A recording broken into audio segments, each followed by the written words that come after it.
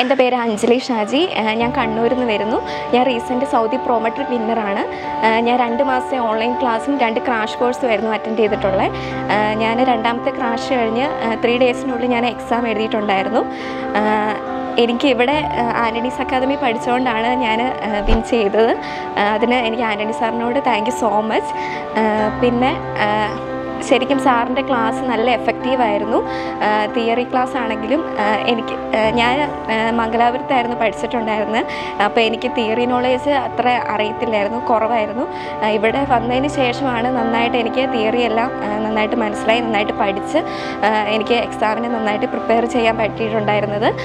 അതിന് ഒത്തിരി നന്ദിയുണ്ട് ആൻ്റണി സാറിനോട്. പിന്നെ സാറിൻ്റെ കൂടെയുള്ള സ്റ്റാഫൊക്കെ നല്ല സപ്പോർട്ടീവായിരുന്നു.